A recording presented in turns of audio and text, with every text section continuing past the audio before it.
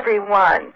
This is Cariel's Heartlink, and I'm Cariel Quinly, and I'll be the host for this show, which will be quite informative. I have a very special guest I'm really looking forward to, and that is David Icke, the fabulous David Icke. And just for now, though, just take a deep breath and allow sacred love to flow through you now. And relax. Good things are coming your way, and the blessing of the day comes from the Gayatri prayer. Let us focus on that effulgent light from which the whole universe is projected. May this inner sun enlighten our minds and hearts, and may we awaken as that light. And we have we'll be taking calls at the bottom of the hour. So just look at I'm assuming that you're on the internet, or I guess you wouldn't be listening to this. So the numbers are right there for you. There are 800 numbers to call, and it will be not until the bottom of the hour that we'll accept calls, and they must be very brief because I assume that we're going to have some great questions to be asked. So give everybody some time to do that. So I want to just mention now for people who are listening that the show's information will be found under Wednesday at 4 o'clock, which is my normal time period. So if you want to look at Cariel's Heartlink under Wednesday, and then click on the show information. You can read all about David, and his website link is there. That would be davidicke.com. And we are going to also be having some very special events happening at the Heartlink Institute if you happen to be in Oceanside, California. So I'd like for you to check out heartlinkinstitute.com and see the special programs that I'm offering. I have been offering now a certification program because I've been teaching the esoteric sciences along with transpersonal psychology. And it's helping people to achieve their goals in life and dealing with the special energies of the time, which are very powerful. And I have classes in tarot as well as astrology, and soon to be Kabbalah. So I'm looking forward to having more students access that information. And these ancient wisdoms are very helpful for people, and so just knowing that and being able to tap into your potential during these times as we move into the 2012 time period. So we are undergoing the ascension process. So, and also check out the Crop Circle cards, which are a very powerful oracle deck that I created along with very special guides. And that is using 64 of the Crop Circle designs in a wonderful oracle that helps you to access your higher consciousness. So, and without further ado, I'm going to introduce my guest. That is David Icke, who has been an author of over a dozen books and has been a powerful speaker. He's been a strong voice of leadership about the changes that we're undergoing right now. And I really appreciate his work, and I just knew that I had to have him on my show. And he talks about the manipulation going on by a very small few people at the top of a pyramid that understand this ancient wisdom I was just speaking about, but have been using it in an abusive way to manipulate our reality. And he has just come out with a new book called The David Icke Guide to the Global Conspiracy. And David, welcome to our show. Thank you. I'm so glad that you're on today, and you have been, again, such a powerful speaker, and you have some really important, I think, information and spiritual answers to deal with these global conspiracies. Why don't you tell us about your new book? Well, the thing about the situation in the world is that if you don't connect the dots, then you can't see the picture. It's as simple as those comic books where they have the dots and what is it, and then you join the dots and suddenly you see it's a dog or a cat or whatever, and it's the same principle. There's lots of things happening which people say, I don't understand this. Why do they do it like this? And why has this happened? And why have they done that?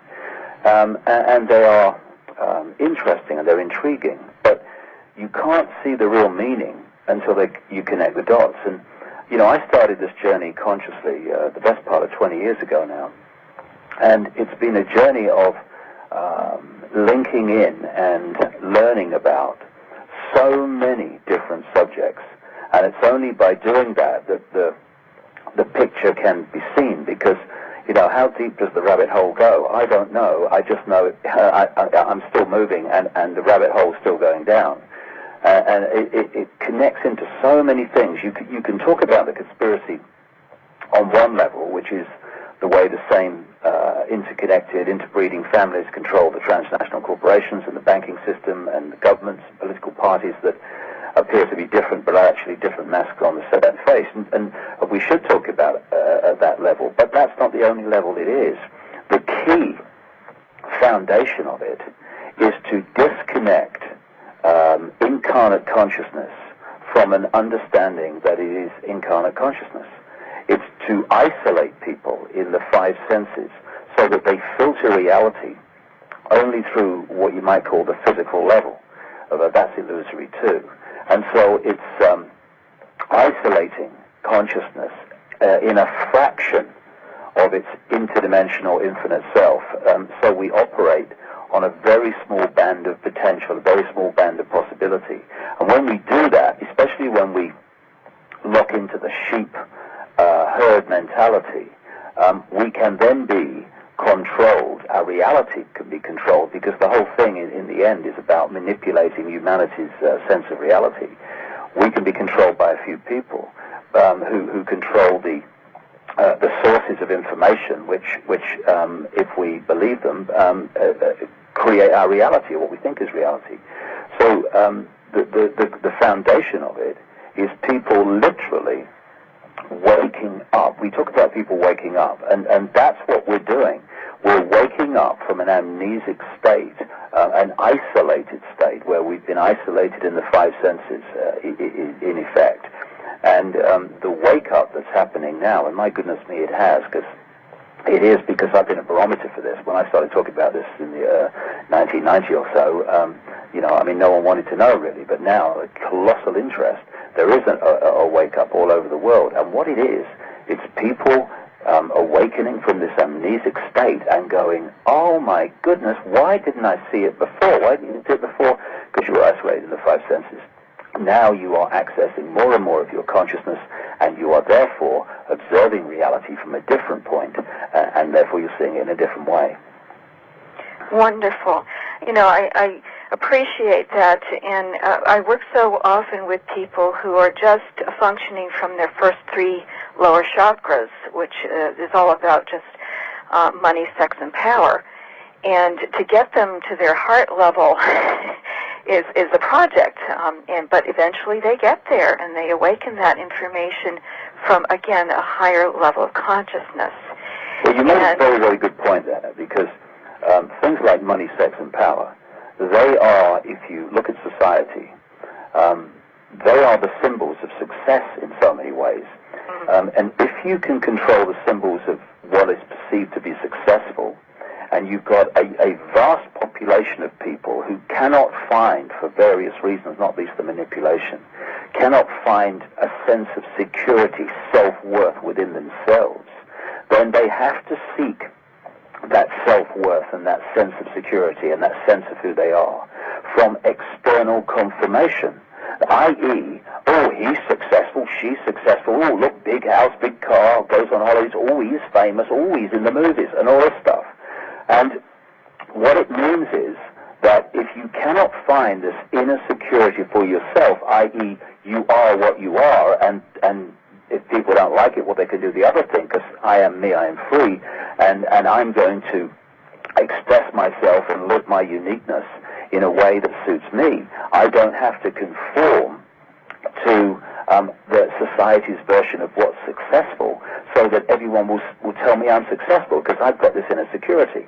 I'm not talking about me personally. I'm talking about that state of being that you get when you've got this sense of security. If you and it's individuating from the tribal consciousness. It really is that part where you become self-reflective and no longer control. And what happens is if you don't have that sense of security and that sense of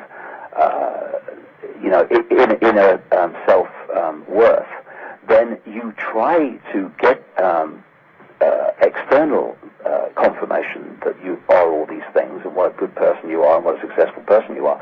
Now, to do that, you have to succeed in a way that society perceives success, which invariably comes down to money, it comes down to possessions, it comes down to power, it comes down to status. And so you've got some, for instance, in the entertainment professions. I was in television for years, and I observed people in the entertainment industry, and I see so many people who are deeply, deeply insecure, and I can recognize that from what I experienced a long time ago when I was in television and the media and stuff. They're so insecure that they want this external, almost adoration, confirmation that they're okay and they're successful because they can't get it from within. And this is why you find so many people within the entertainment industry and within Hollywood and all these places who are very, very fragile people. It's because that they've been attracted to those things because they're fragile and they want this external adoration and confirmation of their own self-worth. And if you take that across society, it means that enormous, vast numbers of people are living their lives pursuing not their own uniqueness, but pursuing symbols of success so that they can get self-worth from how other people see them. And that's the cycle I feel we have to break so that we can get our self-worth and our sense of self from within, not from having to conform to what other people say we should be. Mm-hmm. And celebrate your own uniqueness and find the power within, being actually different from others if you have to be. I saw a wonderful car sticker on the back window of a car in California years ago, and it said, "You laugh at me because I'm different. I laugh at you because you're all the same." Now, it's not about laughing at people or anything like that, but the theme of it, the symbolism of it was absolutely terrific because people are frightened of being different and expressing their uniqueness because they fear, and it's another version of what we've just been talking about, they fear what other people think of them because they're looking for external confirmation of who they are. They're not getting it from within. And if you don't get it from within, then you're constantly looking around, trying to get people to see you in the way you want them to be seen, and thus it means that you are conforming to what the other people want. In other words, you're giving your life away, not just giving your power away. You're giving your uniqueness away, and you're giving your life away to someone else's version of what you should be. And this is happening all the time because one of the greatest, if not the greatest, prison that most people live in is the fear of what other people think. Now, when we start to get an understanding, a feeling, a being of the magnitude of who we are, infinite consciousness. We're not David Icke or Bill Bloggs or, Chuck Jones or Mary Smith. We are infinite consciousness. Those names are experiences. They are not who we are. They're experiences. And once we start to realize the magnitude of who we are, incarnate genius and with infinite potential that's forgotten that and got caught in the illusion, then we can start breaking these cycles of needing external confirmation that we're okay people, and to avoid external condemnation, we conform to what people think we should be, and this is how the herd mentality builds up. The few can only control the many if the many control each other, and a shepherd can control a flock of sheep, just one person, through fear and manipulation. And it's the same with the human race, except we've gone one step further than the sheep. We don't need the shepherd. We police each other. And by frightening each other into conformity, by frightening each other into line. And you even see it in schools. I mean, when you've got little children who are different. They might not wear the designer clothes. They might have a different view on life. They might look a bit different. They are targeted by the majority because of their difference. It's genetic. It's in the body computer, this stuff, and we need to go above it and clean it out and clean the software out so that we don't react in this way to differences. We should be celebrating differences, celebrating uniqueness, not scorning it. And we can only do that by becoming conscious. And by becoming conscious, we become conscious of who we are, which is infinite consciousness, not some personality in a body computer for a finite amount of what we call time. It's becoming conscious that breaks all these ties and breaks all these cycles. It's the only way. How do we change the world? We change ourselves, because the world is a reflection of us. Well, and you speak to the way that we've been manipulated through fear and the global elite. Want to explain how that's been taking our power away from us? How have they been doing that? Well, it's a very simple situation. Who are the global elite, first of all? Maybe start with that. Okay, well, I was just going to say, it's a very simple thing to observe. When people are in fear, they look outside of themselves for people to protect them from what they have been manipulated to fear. Fear is the immediate reaction, response, reflex to fear is looking for someone to protect you. Now, this is what the elite are looking for. They are a network of interbreeding bloodlines that goes back to the ancient world, and it's not just in the five-sense reality where we see presidents and prime ministers and policemen and all this stuff. It's actually goes much deeper than that. It's interdimensional, which I go into in the books. But if we keep it in the five-sense level where we actually interact with it through governments and corporations and stuff, the idea is to produce a constant stream of reasons to be frightened, of reasons to feel insecure, of reasons to fear the future, of reasons to fear the unknown, because they wanted the population in a state of fear for many reasons, but two main ones. One is the one that I've just been talking about.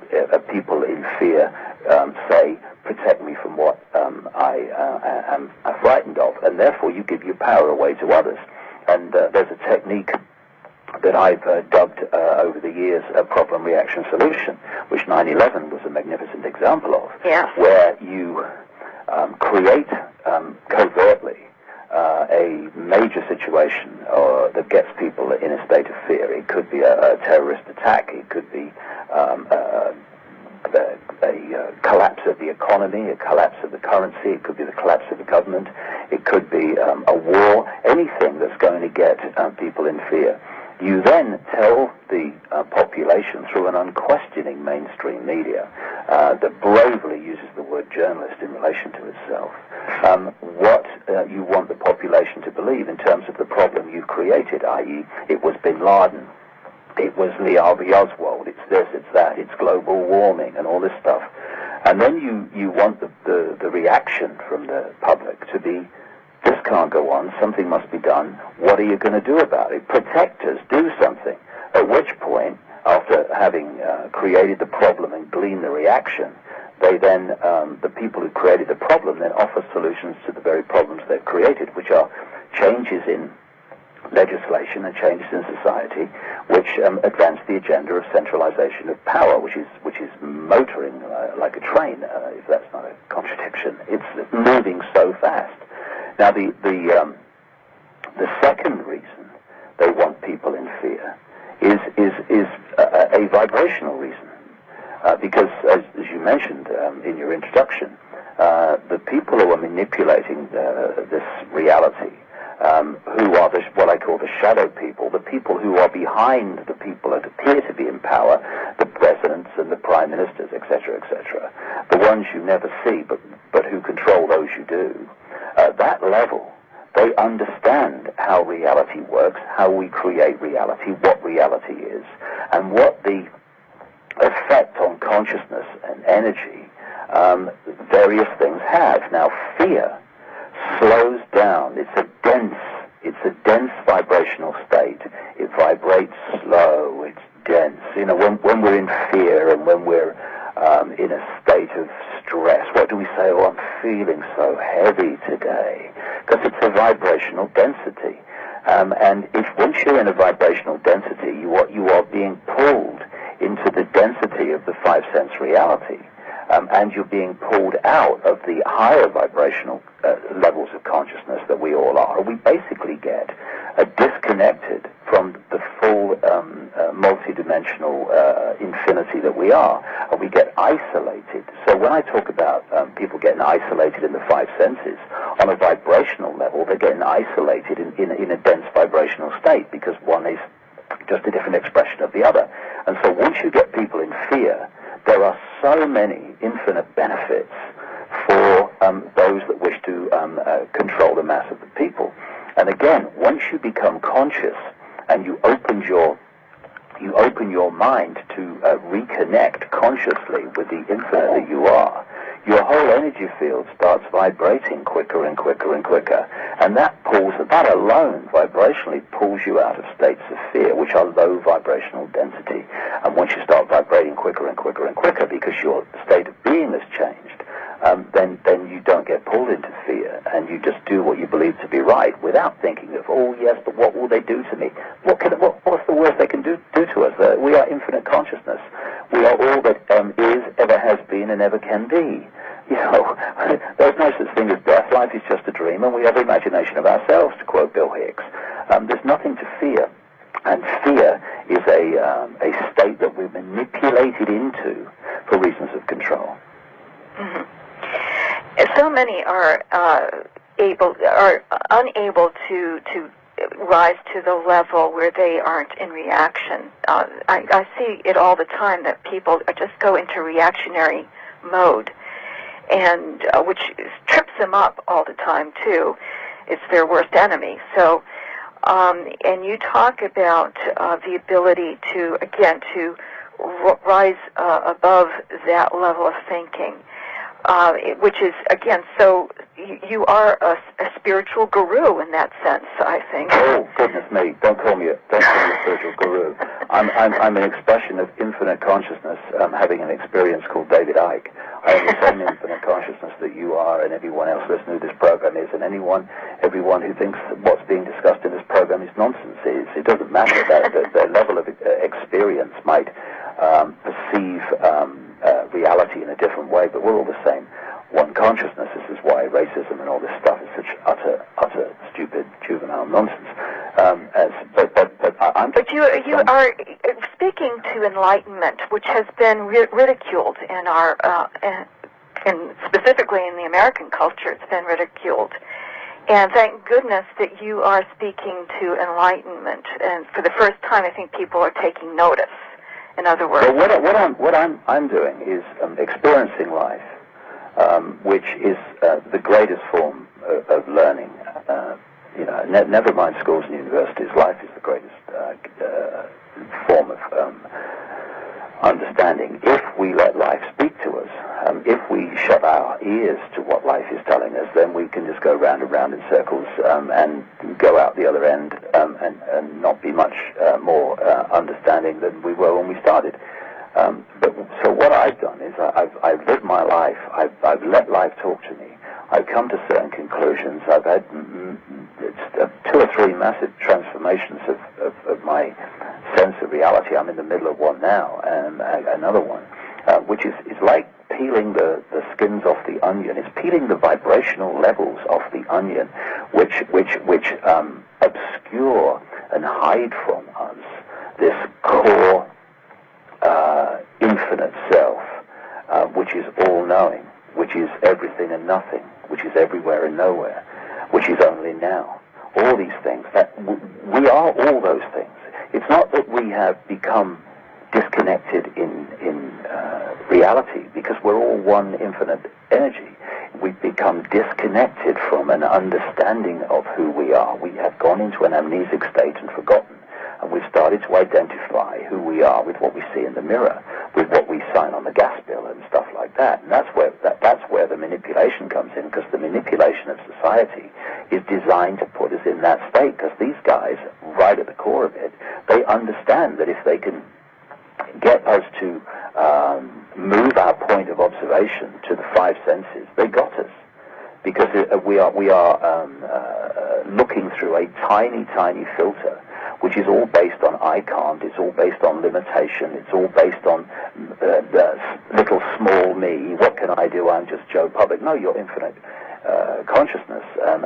But if you don't observe yourself and the world from that point of view, you can get caught in the idea that you are just an insignificant person in a world that you cannot have any control over.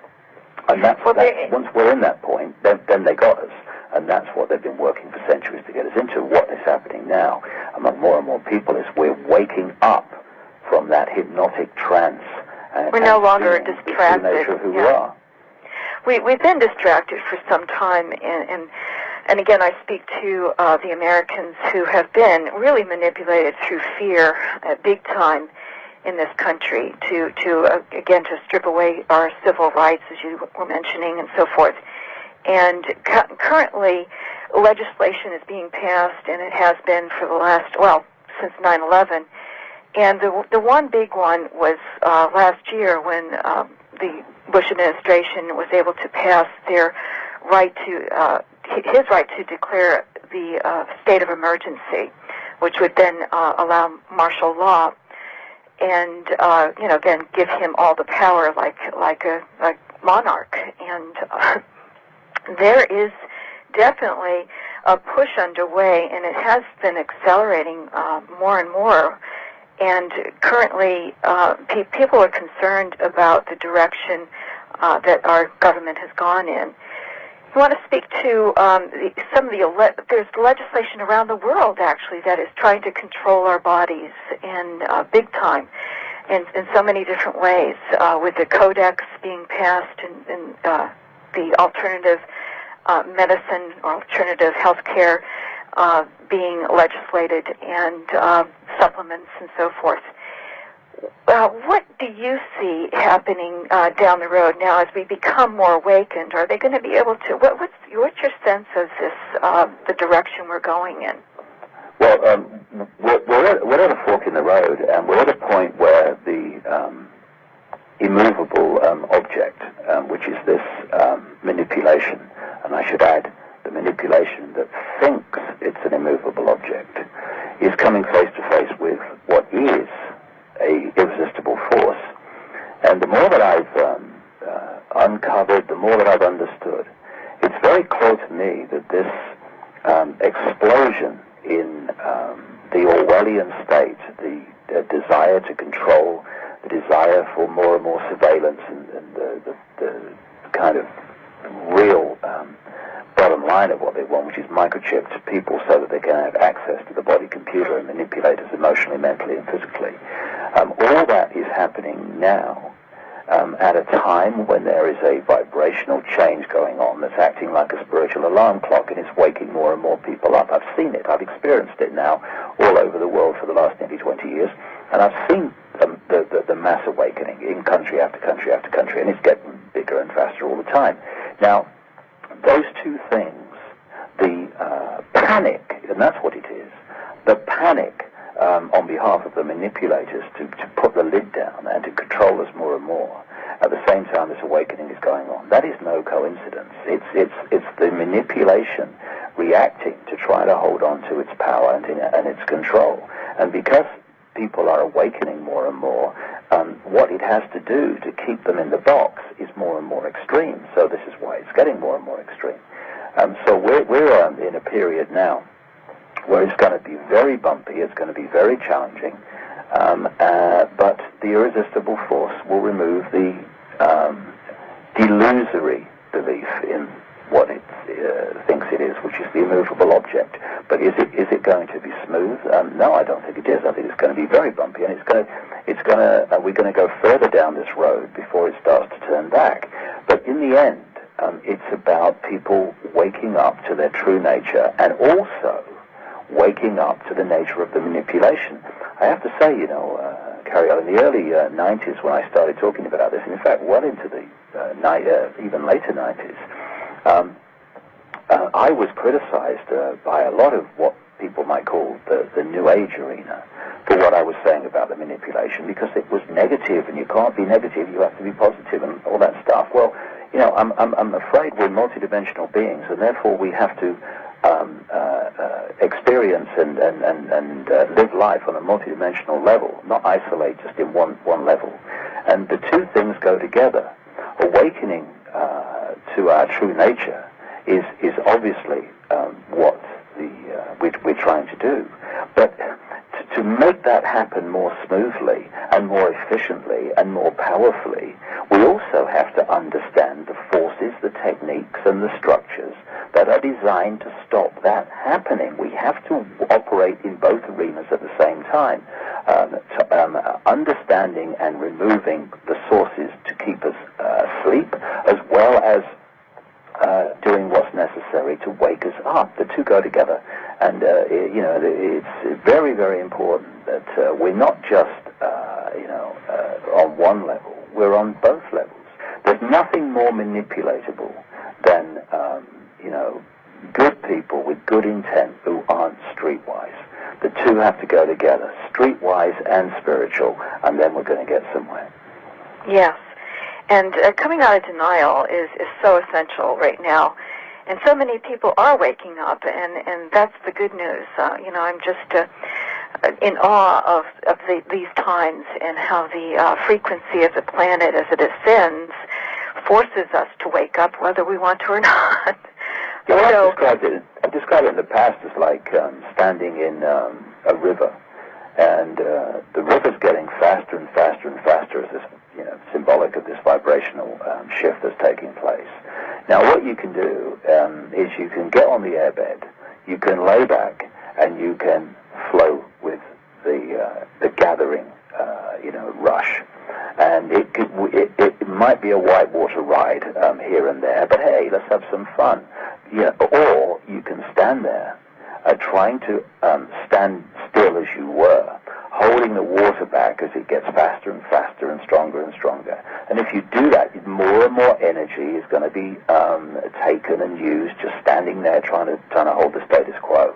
And eventually it's just going to wash you over. Now, of course, we are infinite consciousness. We're infinite consciousness whether we get on the airbed or whether we stand and try to resist it. But the nature of the experience of that consciousness will be fundamentally different in those two states, those two choices that people have to make. And very important to that, going into what we were talking about earlier, is to let go of the values that this world has sold to us, i.e. success is this, success is that, success is a big house, a big car. I'm not knocking people out, big house, big cars, and lots of money in the bank. Good luck to them.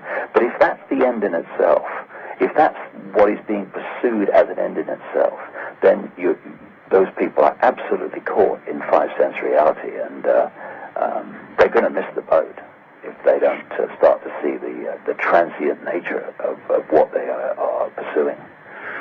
You mentioned what helps us is the information. We really do need to wake up to really what's clearly on the world stage and easy to see once you do wake up. Could you kind of explain to us what is it that the global elite are trying to succeed at? What is their agenda? Well, it's global control. In a way, very well described by George Orwell in his book 1984. A Nazi Germany for the planet, really, but a little bit more subtle than that, so that people still have some idea that they're free, because then they won't resist against the fact that they're not. But in terms of the structure, if you look at any dictatorship, whether it's in a country or whatever, the idea or the structure that any dictator wants is centralization of power. The more points of decision-making there are, the less control you have over them, because there's just too many.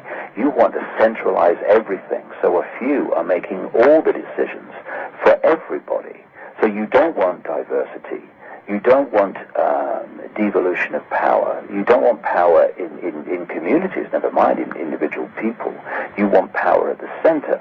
So the structure they're looking for is a world government which would make all the major decisions affecting everyone on the planet. A world army that would implement those decisions in any country that resisted and refused to accept it. A world central bank which would control all global finance, a world currency which would replace all currencies, and it would just be electronic. And that's a fundamental expression of control, because at the moment, the way that we live and interact is through exchange of money. It's an energy, but it's called money. In fact, it doesn't actually exist. It's just a delusion, but we call it money. If you control money, then you control people's choices. You control what they can do and what they can't do in the system that we have now, so that's very important. And they want a microchip population which would be linked to a global computer system, which would not just receive messages from the chip in the person, but will be able to send messages to the chip in the person and manipulate mentally, physically, and emotionally. Under that structure, they want 4 superstates: the European Union, which we already have, and it's fascism in Europe. That's what it is: centralized control, dictates to every country. They want an American Union, which, of course, the European Union was evolved out of a free trade area called the Common Market, the EEC. They're doing exactly the same scam in America by evolving the North American Union, first of all, which is well underway in the shadows. And the stepping stone to that has been NAFTA, the North American Free Trade Agreement. But they want a free trade area, i.e. a European Union stateside or American side, from the tip of North America to the tip of South America. And this is not just me. The Clinton family and the Bush family have both said it, because they're different masks on the same face, and the idea that they oppose each other is a joke when you do the research. They want an African Union, which of course they already have an African Union. Excuse me. And they want an Asia-Pacific Union, which would be Asia and the Far East and Australia and all that part of the world. And under that would come what we now have in terms of what we call countries, which would have no power whatsoever. That's the structure they want.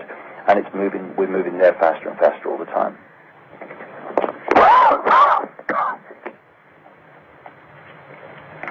Are you okay? Yeah. I'm just leaving my insides on the floor. I'll be okay in a minute. Yeah. Speaking of which, do you feel that they are trying to use any mind control over you at all? Over me personally? Yeah. Or over the population? Over the population, absolutely. What is mind control? Mind control is getting someone to believe something that's not actually the case. I mean, people that sit in your front room and try to sell you double glazing or whatever, they're taking part in mind control, because they're trying to get your mind to take on a concept that's not actually true, i.e. this stuff is worth the money I'm asking for it. But on a mass scale, problem, reaction, solution is mind control and emotional control, because it's getting people to believe that, for instance, in relation to 9/11, the 19 hijackers that couldn't fly puddle-jumping Cessnas somehow managed to fly wide-body jets with the most extraordinary skill. I mean, it's an insult to the intelligence. 2 brain cells could see through it. Unfortunately, vast numbers of people don't, strangely. So when you get people to believe it was 19 hijackers orchestrated by a guy in a cave in Afghanistan, then that's mind control, because you're getting people to believe a nonsense as if it's true. And it happens on multi-levels. Advertising is mind control. It's getting people to buy a product, to get them to believe something and therefore act, i.e. buy the product. And so many people buy byproducts, of course. They get them home and they think, well, I don't really want this, but they bought it. Why? Because they've been mind controlled and mind manipulated. So it goes on all multi-levels, and of course it goes on in specific mind control projects that happen all over the world, in America and Britain and elsewhere, which target particular individuals. And there are millions of these people who are put through mind control so that they can be used for in various ways. And one of the ways they're used is, quote, lone nutter people who assassinate those that the elite want out of the way. How often do people get taken out at a very appropriate or advantageous time for this network and this agenda? And they say, oh, it was a lone nutter. He was obsessed with this person and all this stuff. And they want that belief, because once you can explain away an assassination with it was just a crazy guy, then the next domino is not looked at, the next domino and the next domino from the, quote, crazy guy, which leads you to uncover the people that really were behind the crazy guy. And some of these people are not, crazy people in that sense. They are crazy because they're deeply imbalanced, but they're not crazy in the person who actually does the deed. They're very, very skilled manipulators of the mind who can get people to do this. And these people that go crazy with guns and therefore get people in fear. Oh, I'm so frightened. I'm frightened to go down the mall. Do you know that there was someone went crazy with a gun in the mall somewhere in America? Oh, I'm so worried about my kids going to school. I mean, these people going crazy with guns in schools. And again, knock a few dominoes down from these kids that go crazy with guns, and you start to find that they weren't just crazy kids that went crazy and started shooting on their own. They were actually manipulated to do it. Yes, some say that the Virginia Tech killings were by someone who was very manipulated by. Well, that man's profile was classic mind control. Yeah. So we definitely have a problem that we need to have the solution to, because also they're manipulating our bodies, and you speak to that, and tell us what they're doing to us on that physical level. Well, this is a very, very good point. In the new book, The Overnight Guide to the Global Conspiracy, it's a very major work. I mean, it's you're not going to get through it in a lunchtime. It connects so many dots. And the first two chapters are all about the nature of reality and the nature of the body. Because once we understand that, at least to a significant extent, there's always more to know, then you can start looking at the world and how it works and how it's manipulated from a much more enlightened point of observation.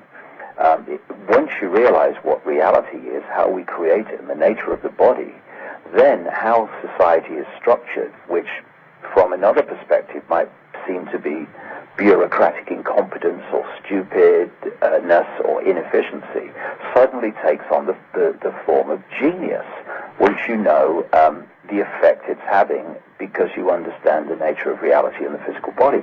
The physical body is in effect a computer. It's a highly, highly advanced computer.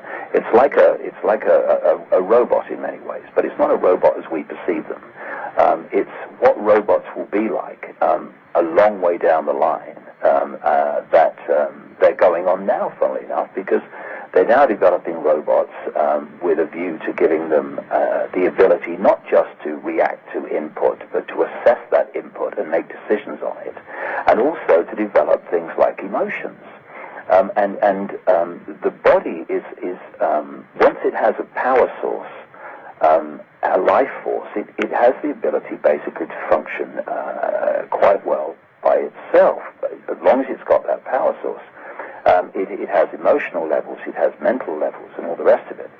And consciousness incarnates into that vehicle and uses it to interact with this reality, because consciousness, of course, the infinite level of consciousness, the eternal level, is vibrating much quicker than this reality. So if I came here as pure consciousness without an outer shell, I couldn't hold this telephone. It couldn't interact with this world. So the outer shell allows us to do that. what's happened, Cariel, I would suggest, is that the computer, the highly advanced robot level of the physical body has actually become the governor of reality and governor of decision-making, and consciousness has been pushed aside, and it's almost like sitting at the back of the bus while the physical level has its hands on the wheel.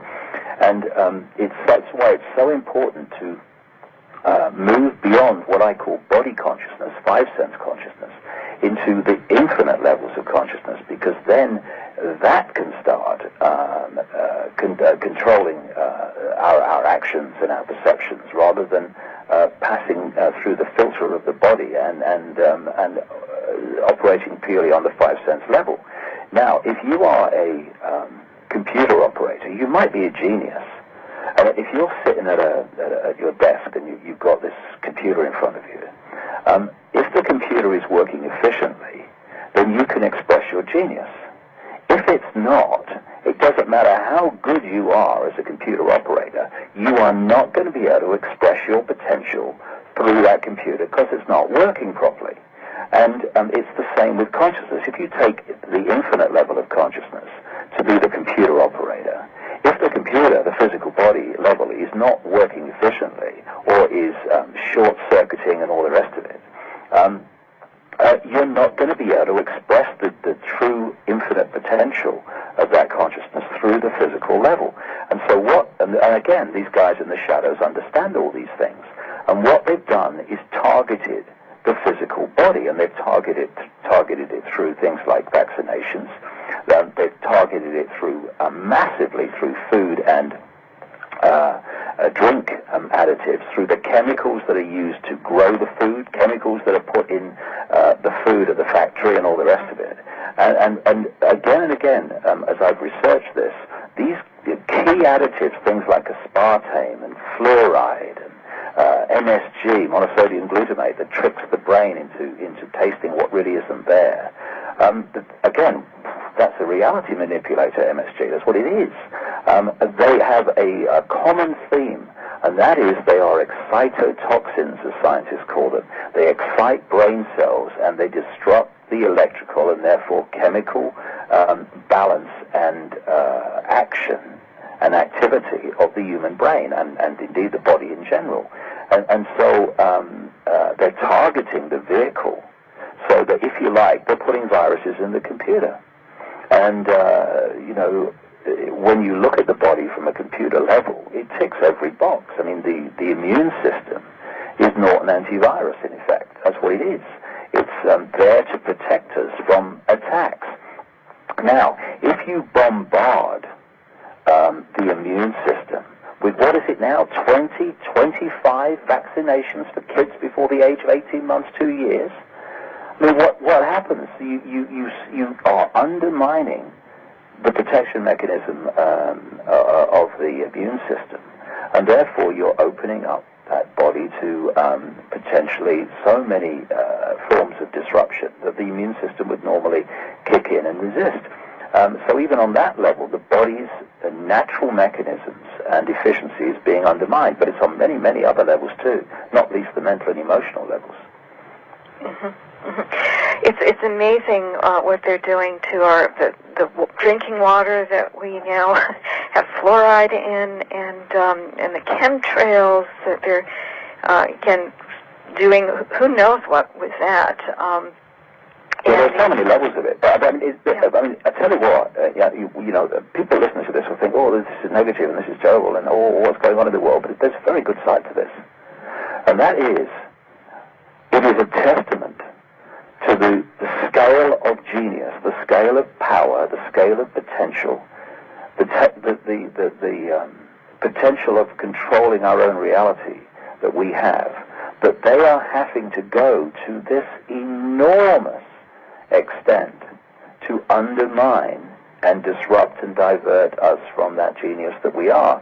I've used this analogy in my books before, but it's like having a ball in a tank of water. Its natural state is floating on the top, and left to its own devices, it will float on the top. left to our own devices, we naturally gravitate to the infinite consciousness that we are. To keep that ball in an unnatural state, you have to physically hold it on the bottom of the tank if you want to hold it down there. And once you let it go, it immediately goes whoosh back to its natural state, floating on the top. Now, it's the same with us. Our natural state is infinite consciousness, and so they're bombarding us with all these things, if you like, symbolically, to keep us on the bottom of the tank in a natural state. But once we kind of wake up and start to remove these and stop giving our power away to these things, whoosh, we go back to our natural state, which is infinite consciousness. And this is what the wake-up is. You know, people say, I've got to seek enlightenment. No. We don't have to seek enlightenment. We are enlightened. We are all that has, is, or ever will be. What we need to do is remove the barriers that we, through acquiescing to the manipulation and the manipulators too, have created to create vibrational barriers between us on a five-sense experience to the infinite potential that we are. We remove those barriers, we're reconnected because that's our natural state. And this is what the wake-up is. It's removing the cause of the problem. You know, we talk about solutions. We don't need solutions. We need to remove the cause of the problem. And that's always the most efficient way of dissolving problems anyway, removing the cause. And the cause is that we've allowed ourselves to get isolated in the five-sense reality. Can I see it, touch it, taste it, smell it, hear it? Oh, it must exist then, that level. And of course, that is the very mentality that dominates mainstream science, and this is why mainstream science has an absolute roadmap of cul-de-sacs in all its different disciplines, where it's reached the end of the road from the five-sense perspective of answering the great problems or great mysteries of life. It can't, because it's looking at them only through the five-sense filter. You can't understand the great mysteries of life. Indeed, they remain mysteries when you try to understand them from that level. We have to open ourselves to infinite consciousness, and then the mysteries dissolve, because what is now mysterious and unexplainable becomes perfectly understandable and perfectly logical, but only if you come at it from a position of consciousness and not from the five-sense isolated prison level of reality. Wonderful. David, I would love to allow others now to join in asking the questions. I've had a wonderful time asking my questions. And we'll just give the phone numbers to call. U.S. toll-free is 877-876-5227. The Canada toll-free is 888-815-9756. The international direct is 530-876-3222. We have, you've been listening to Cariel's Heartlink, and we have had David Icke as our guest, and he is really shedding some important light on some of the dark shadows that we need to really take back our power from, and it's wonderful. His message is to really be who you are, which is this great infinite consciousness, and it's a powerful message. And so we are having people wake up to that and taking back their power from all the different things that's happening, the chemical poisonings, and taking back our bodies from any of the attacks on our food. More people are being much more conscious about the foods they are eating, and staying away from foods that have preservatives and additives, and so it's been wonderful. And I would like to continue this discussion. But David, one of the things that you mentioned earlier was that you are undergoing a process right now, and I was intrigued, even though I didn't ask anything about that when you were saying it, but you definitely sounded like you had something going on in your life. If it can be shared, maybe to help us, because so many of us are going through different processes, and you have really been like this incredible beacon who has really gone through so many processes. Oh, okay, great. We'll take that call first. But hold on to that thought, David. Okay. And who is on the line? Give us your first name and where you're calling from.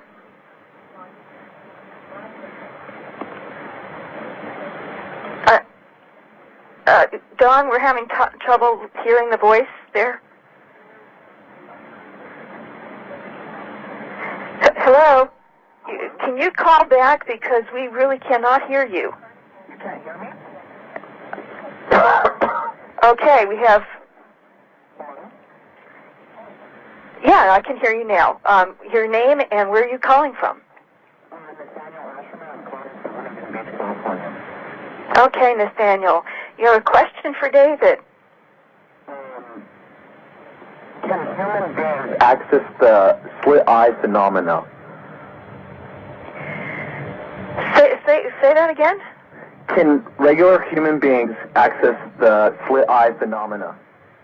Okay, I'm not quite sure what that is, David. Do you understand? Reptilians is what David Icke talks about, and they have slit eyes. And I'm just asking if a human being can access that slit eye phenomena. David, do you understand? Well, I've never called it the slit eye phenomenon. Are you talking about, sort of reptilian eyes? Is that what you're talking about? Yes. I've seen them. Yeah. Like, okay. I'm sorry. I'm hearing it at a distance. This whole reptilian thing that I started introducing into my work in the kind of late 90s came simply from to answer the question, very simply, it came from meeting people all over the world who had experienced this phenomenon. And then what we're talking about is people who see a human form turn into a reptilian. It's not always reptilian either, it's many different forms, but that seems to be quite a constant with relation to the manipulation, into a reptilian form and then go back again. And I came across people, first of all, in places like America and Britain, and, initially you go, well, oh, cool, this is a bit bloody strange, and you put it on the back burner and you let it simmer, and then I met people in greater and greater numbers all over the world, including a Zulu shaman called Credo Mutwa, who contacted me when my first book came out mentioning this, saying, how the heck did you know about this? And he was telling me how he was initiated into this knowledge about what is termed in his culture the Chitahuri, the people of the serpent, some 50 years ago or more. And it was held in the underground after the networks, after the European colonial powers came into Africa, and people like Cecil Rhodes, who was the front man for the great British Empire, great only being in size, not in its nature.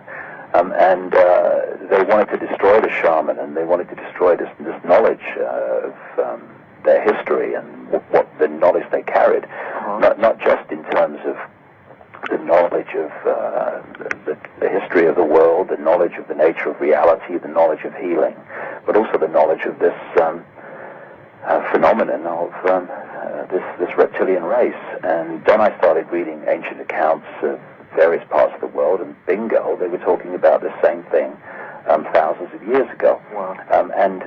It's a thing, what I've just described about changing from one form to another is called shape-shifting, of course, and it's been a phenomenon that has passed through history. And Excuse me, David, for 1 second. Please, Nathaniel, will you please hang up and take your answer off the line so we can get more callers? Oh, yes, for sure. Sorry. Thank you. Okay, thanks, Nathaniel. I'll carry on. The thing is that, again, it's about knowledge. People's appreciation of what's possible comes from the information they have of what is possible. Now, that sounds like an obvious truism, but often what's in front of our face is the first thing we forget or we don't see. If you can limit people's access to information information that shows them what's really possible, and you can keep them isolated in a sense of limited possibility, then when the truth of something comes out, if it's outside that box of limited possibility which they've been programmed to believe in, they'll reject it, they'll laugh at it, they'll ridicule it, they'll condemn it. And when people think about shape-shifting and this whole phenomenon, not just into a reptilian form, like I say, but many, many, many different forms, which I've talked about throughout history as well as in the modern day, people think, understandably, that you're saying that someone is shifting from a dense physical human form to a dense physical other form. And what's happened to, how can their heart do that and all this stuff? That's not the way it works, because there is no physical in terms of the three-dimensional world that we see around us. There is no physical in the sense of it being real. It's an illusion. It's a decoding mechanism. Everything is actually an energetic form, and we decode that like a television decodes frequency forms into television pictures. We decode frequency forms into three-dimensional, holographic, illusory objects and people that appear to be solid, but they're not. It's an illusion. And this is why you get in science, in quantum physics, etc., this kind of apparent mystery and contradiction that things they say are made of atoms, even solid walls and solid tables, Thank you, Don. when actually atoms have no substance. They are just energy. They are not solid. They are not physical. And yet they make up the physical world. And scientists are going, how can this be?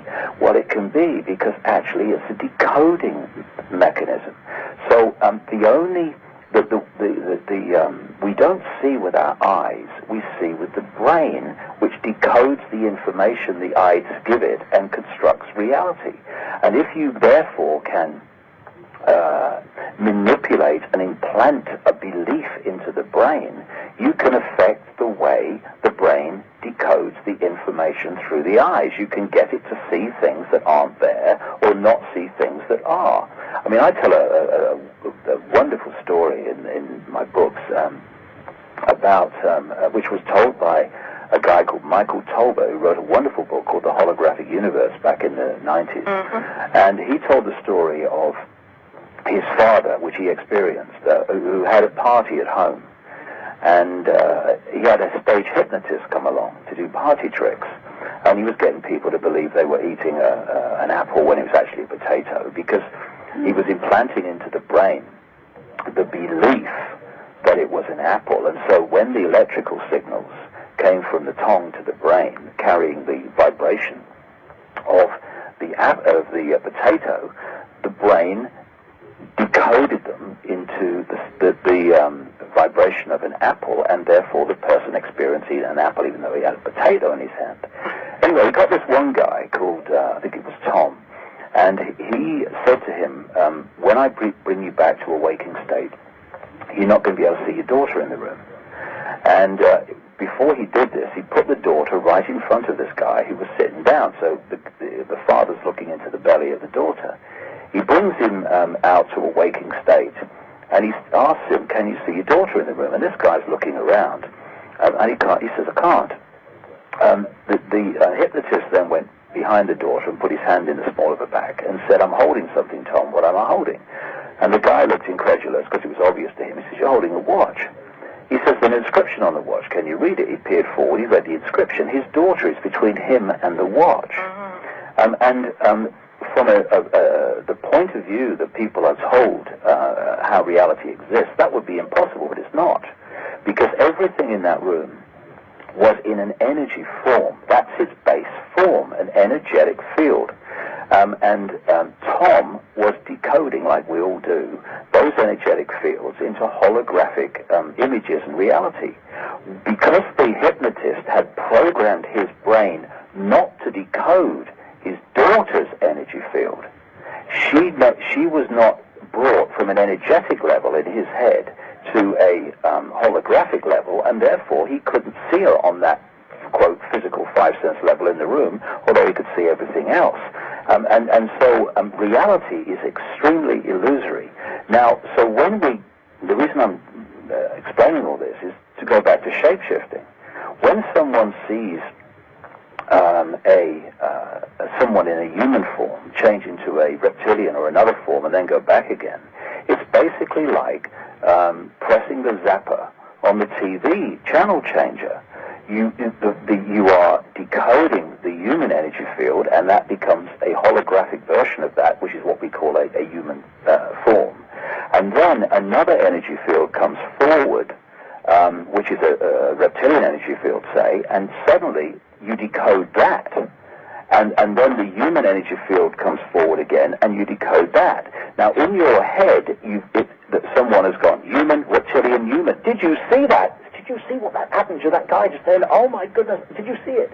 But it's not a shift from a dense physical body to a dense physical body. It is a shift in the way the viewer decodes that reality. Which energy field is the one that is, if you like, coming forward to be decoded first, to obscure the one behind it? That's how it works. And basically, it's possession. The human energy field is possessed. Not everybody, not nearly everybody, but I'm talking about the network of people that are behind this manipulation. They are possessed by these reptilian energy fields. And the reason you have this incessant, obsessive interbreeding of these elite bloodlines going back to the ancient world is because the DNA is a physical expression of a vibrational field, a vibrational state. And these particular bloodlines that you find that become the prime ministers, not just the royalty, but they're part of it, but the prime ministers, and the heads of transnational corporations, etc., the people in the positions of power, those human level, if you like, the human forms, vibrate in a sympathetic resonance with these possessing reptilian entities, and therefore these bloodlines can be controlled and possessed, and their mental and emotional faculties taken over by these entities in these bloodlines more than the general population. And so in effect, you've got a secret society network which is manipulating certain bloodlines into power. And what they're actually doing is manipulating into power the vehicle, the vibrational vehicle, that is possessed by the reptilian entity, which is operating vibrationally just outside the frequency range of human sight. So as a general everyday experience, we don't see them. We only see them when that reptilian energy comes forward, or someone who is psychic has the ability to extend their visual frequency range out of the normal range and into some of these frequency fields that these reptilians operate on. Either way, you can see them, but in the general course of daily experience, you won't, because they're not operating within the 5 sense frequency range, just outside it. Yes, and I concur that there are energies that one has to be aware of as one is traveling through this ascension process and going multidimensional.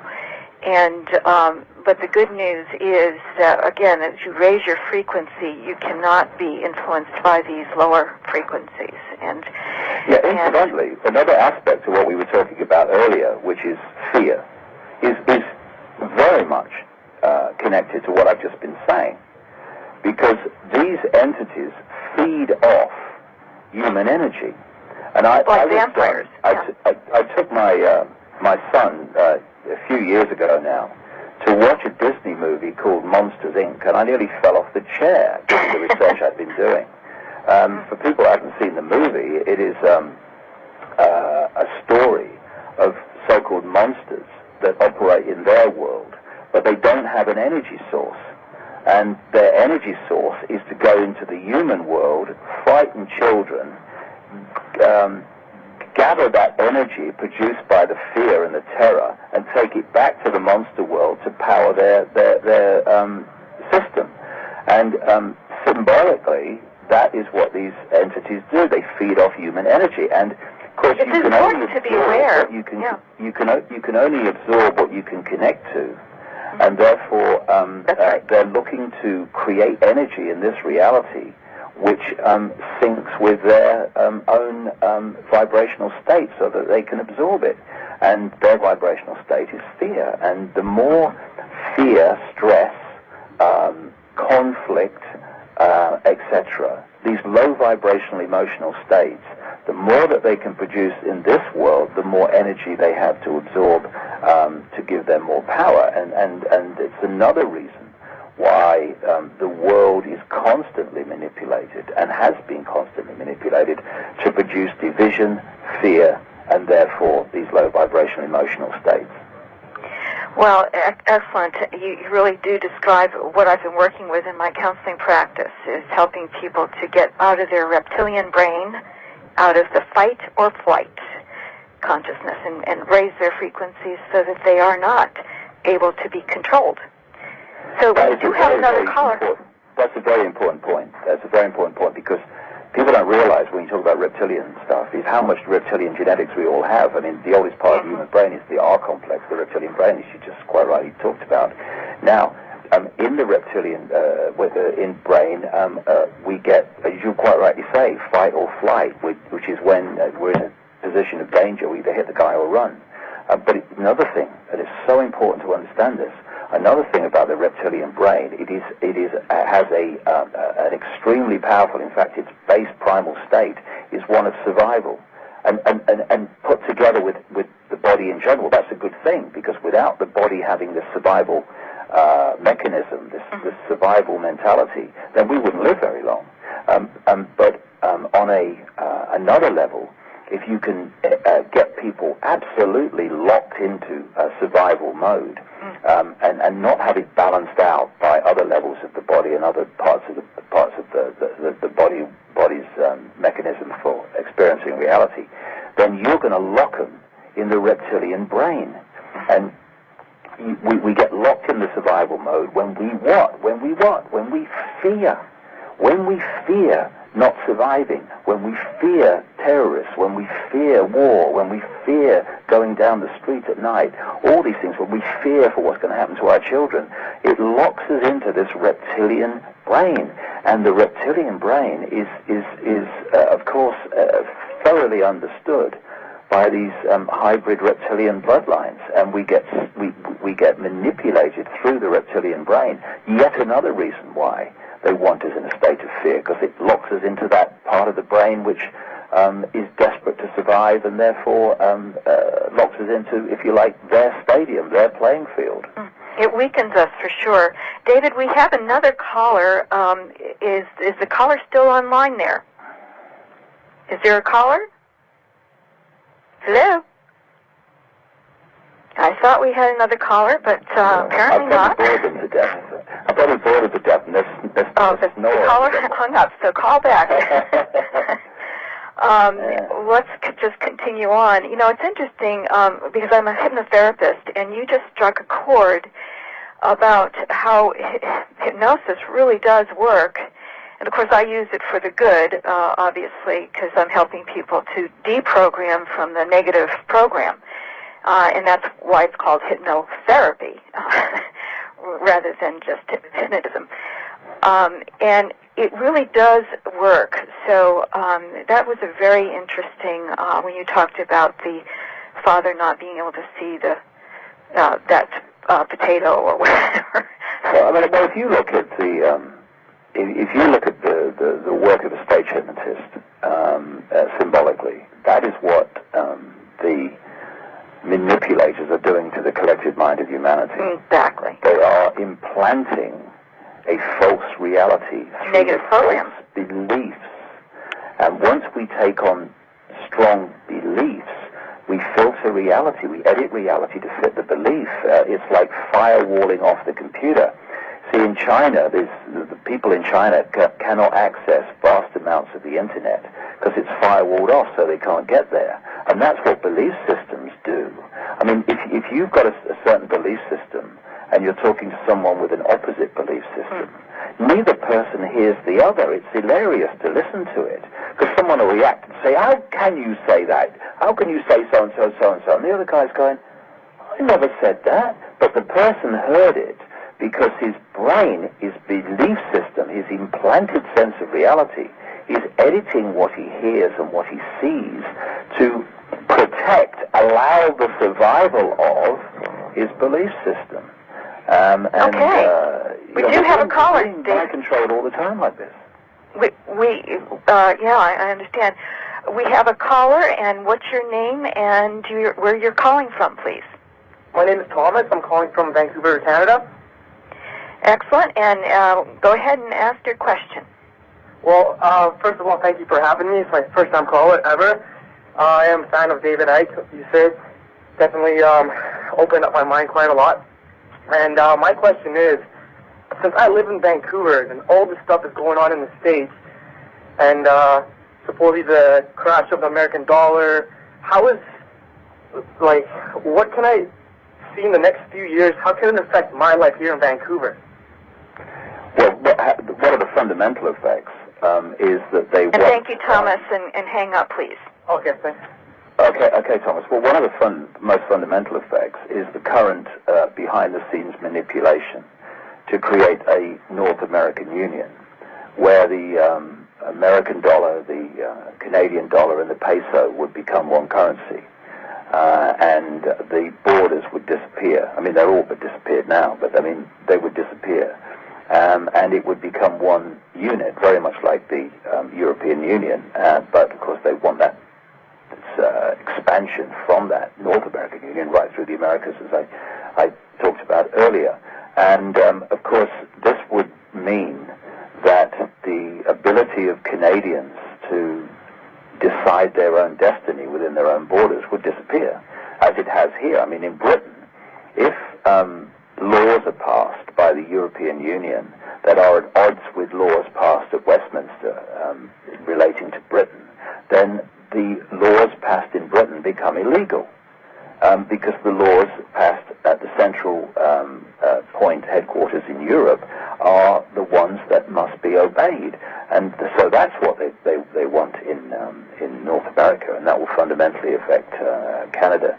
And they want a great highway network from the ports of Mexico right up through America into Canada to create this great, vast, centralized free trade area. Because, like I say, if you want to control a mass of people, you have to centralize the point where all the decisions are made. Otherwise, you can't do it, and that's what it's about. And so it's about destroying the ability of Canadians to dictate their own country. That's what it's about. Well, so many of us feel empowered when we have a nationality, and that there is a mindset about that. And when you strip someone of their nationality, you're stripping them of their power in some fashion. Well, it's an interesting point. I mean, for me, I don't recognize a nationality. I mean, I have to put British on my passport because otherwise they don't let me through the, check through. But I don't identify with being British. I'm infinite consciousness. I have an experience as someone called David Icke, who was born in Britain. And if I hadn't been born on some piece of land, I would have drowned. So I was actually born on this piece of land, and they called it Britain at the time. So I'm supposed to be British. So I don't come from that point of view. But the point is made because vast numbers of people do. And well, it's only because they're in that lower frequency. When you raise to the global consciousness, it's different. Yeah. Yeah, this is the thing I go into in the book, because what's happening all over the world, our borders are coming down. It's happening in Europe, absolutely on a colossal scale. And I talked about that structure earlier, which is of the world government and of the world central bank, and then the super states under that. And the word country doesn't make the credits until all that vast structure has already been in place. Now, if you're going to get people to acquiesce to that structure, then giving the sovereignty of their country away, giving the power of their country away to a higher centralized body, then you have to undermine people's sense of nationhood. people's sense of identity with their country. And America, the United States, is, of course, famous for having this national identity of being American and what being American is. We have it here, what is being British and all the rest of it. Now, once you lose the borders or you forget to police them, and people from other countries, other cultures, that's the point, start pouring into a country, it dilutes the original culture. Now, we can debate, and we should, that whether that's a good thing or a bad thing, but one thing that it does do is it dilutes and brings about the demise in a drip nature of the culture of that country as it was before. And they're doing this systematically. And it's not about, racism or you're just against these people or no, because both the people being encouraged to go into another country and the people already in that country, they're both being exploited to bring about the end, which is to destroy a sense of nationhood. We're already having debates and discussions in the newspapers and on television in this country about what constitutes being British. What is being British anymore? I mean, what does it mean and all this stuff? And it's an expression of the fact that this identity with a culture, identity with a sovereign nation, is being systematically undermined and diluted, and it's being done by those in the shadows, very coldly and calculatedly, to ease the way to getting people to not resist having their national sovereignty destroyed, and the power over them going to a higher level, i.e. European Union, world government, etc. It's happening all over the world, because this whole conspiracy runs like a transnational corporation. You've got the headquarters, which is in Europe, not America. America is a very important country for this conspiracy, but it's the vehicle to play it out globally, rather than actually the source of the decision-making. It's like America may be used to fire the guns, but the guns are being loaded in Europe. David, we have another call. Manipulation. So again? We have another call, so I just want to quickly finish this one point. So you have the headquarters in Europe, and there are very significant parts of the world on top of that. And then in each country, you have the subsidiary network, which takes the form of secret society networks, etc. And its job is to carry out the agenda dictated from the central point in its particular area of influence, i.e. its country. And so this is why they have this structure that can bring about the same types of changes, the same centralization of power, the same legislation being passed to take freedom away in country after country all over the world, because it is like a transnational corporation with subsidiaries in every country. Yes, very good point. Caller, give us your name and where are you calling from? Hey, my name's Tom from Winston-Salem, North Carolina. Okay, and Tom, what's your question? My question is, with the North American Union coming in place, what can we expect from the 2008 election, and does Ron Paul stand a chance? Okay, thank you, and hang up, please, and we'll have David answer that. Thanks. Well, first of all, Ron Paul is an absolute breath of fresh air. I mean, I think the guy's performances in debates and in interviews have been absolutely magnificent. And what a joy to hear information and points made that have not been in the mainstream of political debate, if ever, for a very, very long time. I think the guy's absolutely done a magnificent job. Can he win? No, I don't think so. Absolutely not. I don't think so, because the system is structured to stop that. Would be that he would, and I know there's a lot of people who are working very hard and have just given their lives at this time to supporting him, and good luck to them. And nothing would be better for America at this time than getting someone with Ron Paul's mentality and perception of the situation on the 5 cents level into power.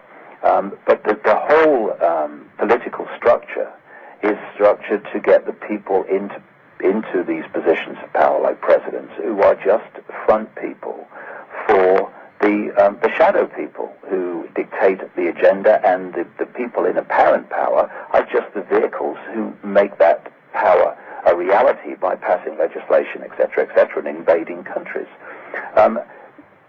Hillary Clinton is, if you are in a position of power like a president or prime minister, you're nowhere near the top of the hierarchy. The real top of the hierarchy is hidden in the shadows. But people like Father George Bush, certainly not Boy George Bush, goodness help us, but Father George Bush and Hillary Clinton are much higher than most people that reach the positions of power. She's much higher than Bill Clinton in the hidden hierarchy compared with the movie hierarchy that we see on the news every day. So I think she would be extremely useful to them if they could manipulate her into power. And because she's not an easy sell, manipulate her into power would be the way that they would do it. Someone like Giuliani on the Republican side is, again, a complete frontman for these people.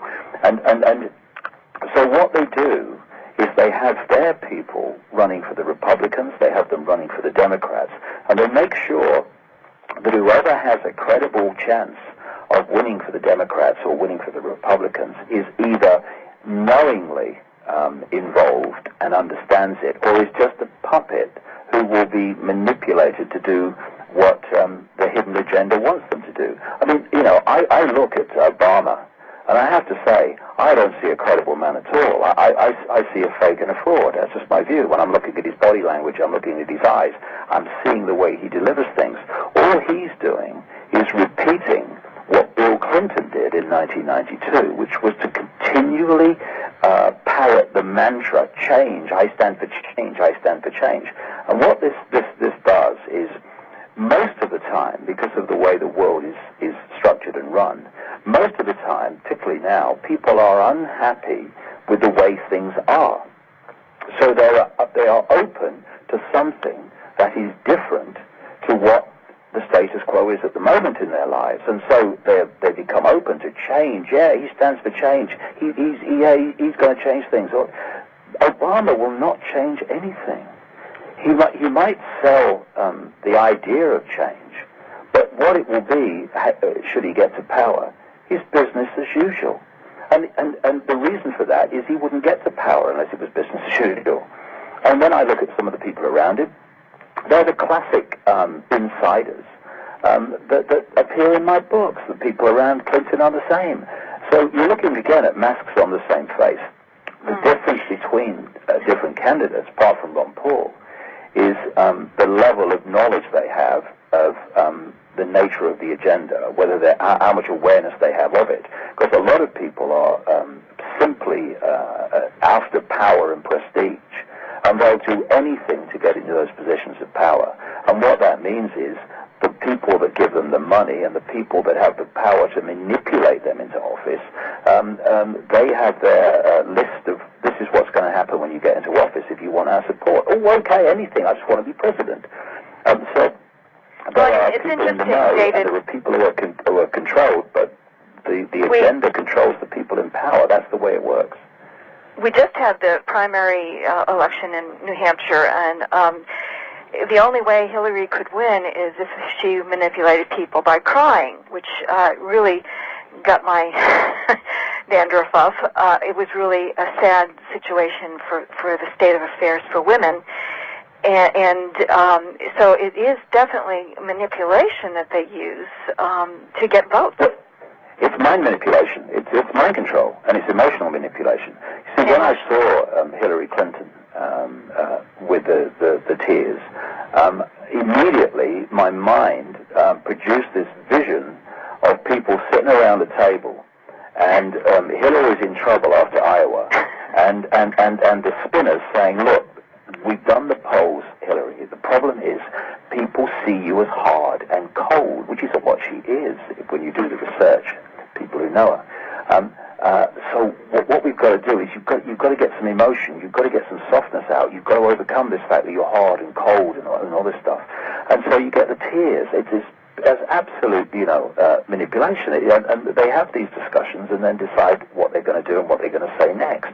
Because it's not, this is what I stand for, and if you support what I stand for, then vote for me. It's, I want to get into power, and I'll do and say anything necessary to do that. And then when I get into power, I'll do what the people controlling me decide I'm going to do, not what you wanted me to do when you voted for me.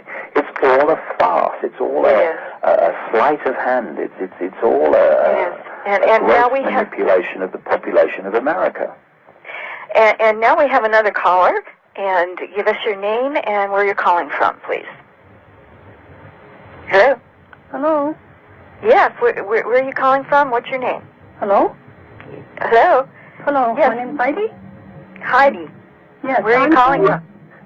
Canada, outside Vancouver. Wonderful. And you have a question?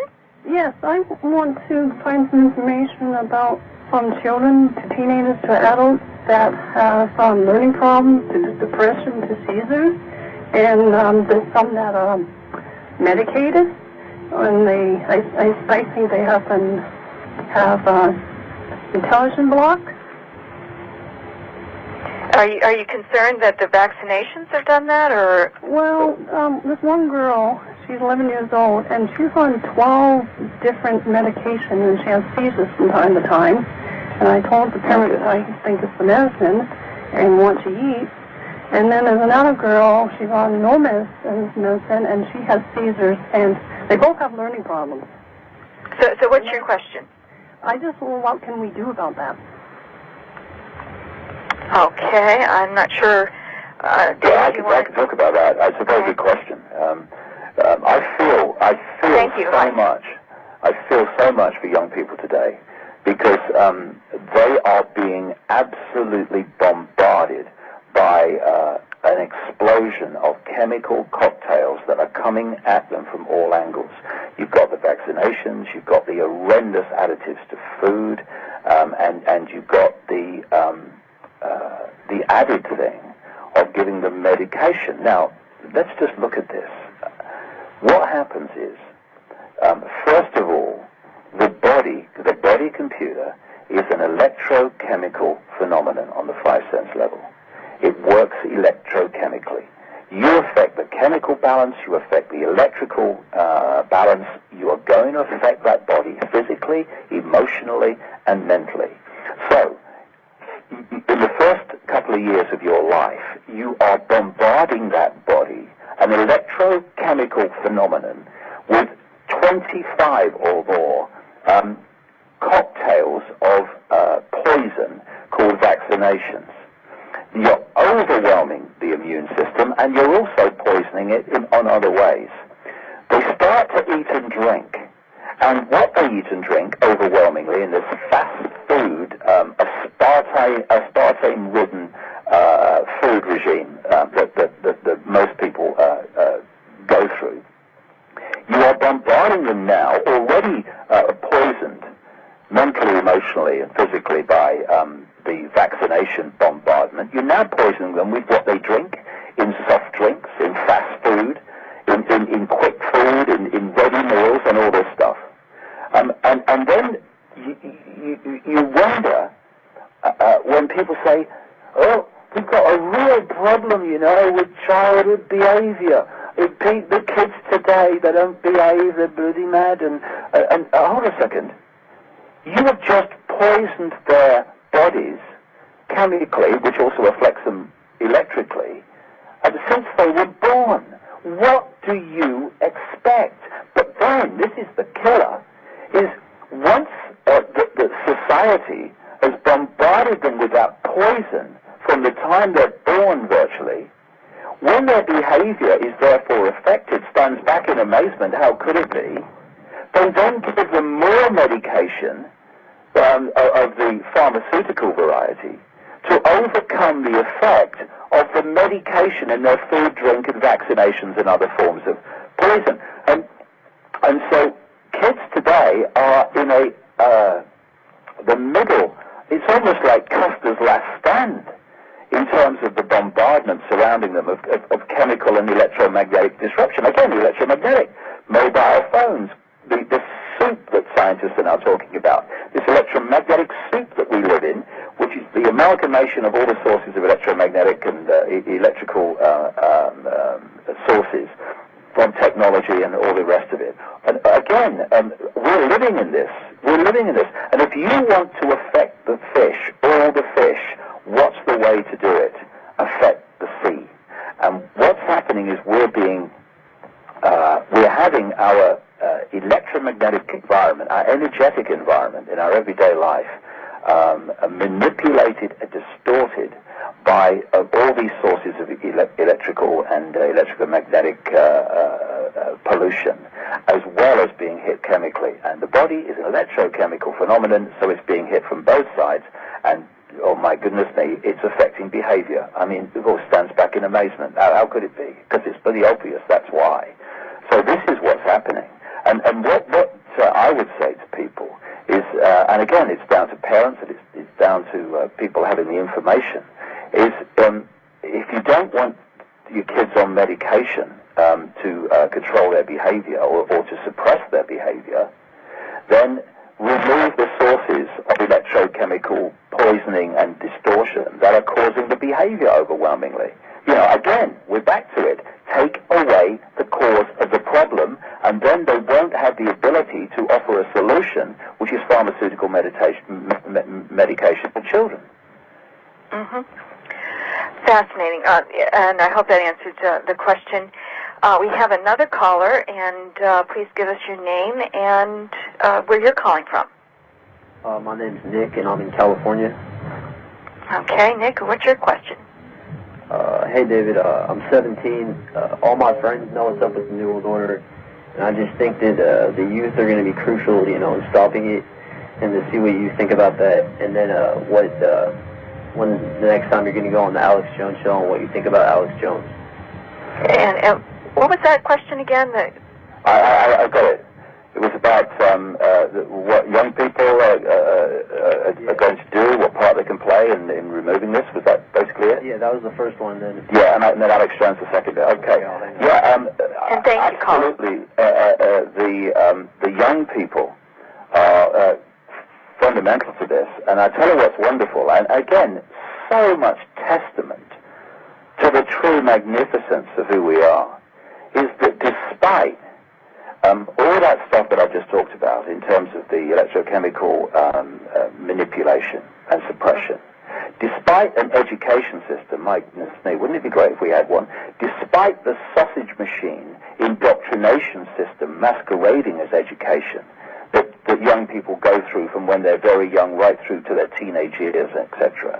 Despite all of that, enormous numbers of young people are waking up despite it all. And because this is really what it's about. I'm 55, I'm 56 in a few months, right? It's just an age. I don't recognize it and all the rest of it, but these physical bodies last a certain amount of time. The people who are young now are the ones that are going to live most of their experience in this reality, in this physical lifetime, in the Orwellian nightmare that these sick people want to impose on this world.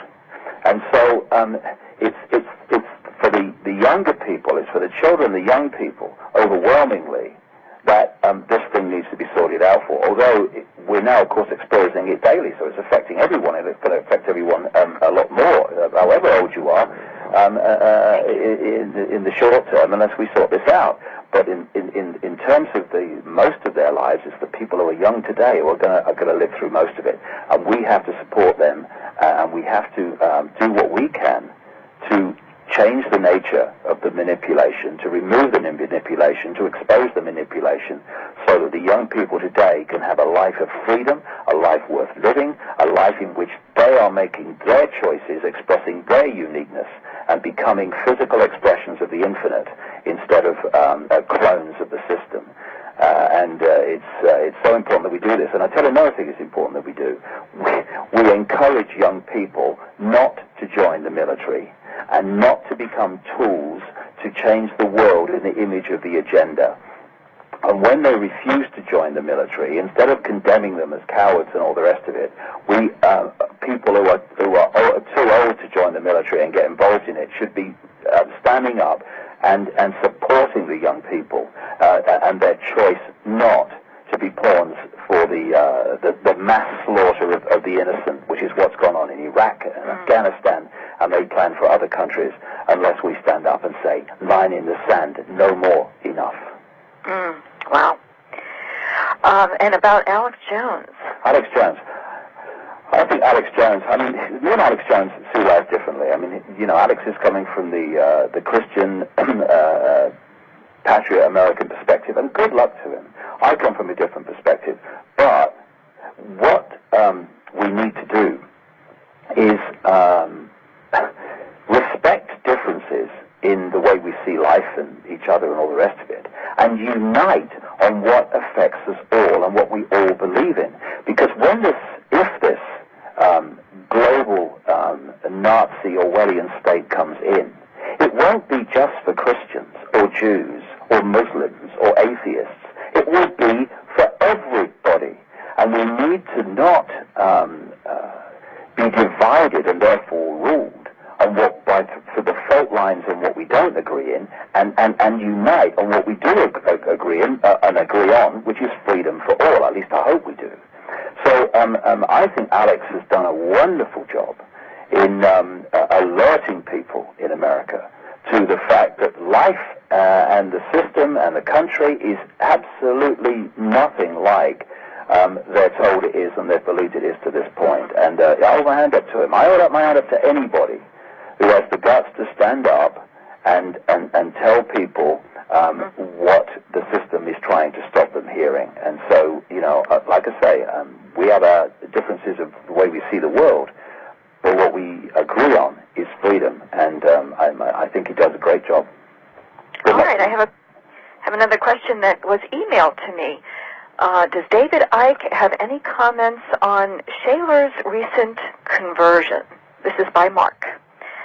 The question. So, who is Shaler? That's maybe British. David Shaler is a former member of the MI5, I think it was, MI5, yes, the intelligence service, the domestic intelligence service in Britain. And he came out very bravely and told the truth about some of the things that go on behind the scenes within the intelligence service. And he was jailed for a time for speaking out on the basis that he was revealing state secrets, in effect, and the Official Secrets Act that people have to sign, which means that they don't tell people what they should be hearing and should be knowing about. He then got very much into this whole area of conspiracy and did some very good stuff. And then he had this situation where he felt that he was in effect a messiah figure. Now, I, like nearly 20 years ago, went through something similar. It was misrepresented in many ways, but it was kind of the same lines. And I hadn't talked to David. I've only had a conversation with him for a short time, some years ago, before all this happened. But what I see is when you have what is known as a Kundalini experience, which I'm sure you'll be aware of, yes. when this energy that people call the Kundalini kind of explodes through the central nervous system and out through the top of the head. I have an article on my website, by the way. Oh, great. HeartlinkInstitute.com. Sometimes it's like it happens kind of gradually, and sometimes it happens like bang. And it happened to me, bang, in 1990 or early 91, when I had some amazing experiences in Peru, which I talk about in one of my books anyway, and I've talked about in the media quite a lot. And it triggered, it was a massive energy experience on a mound in Peru, not far from Lake Titicaca.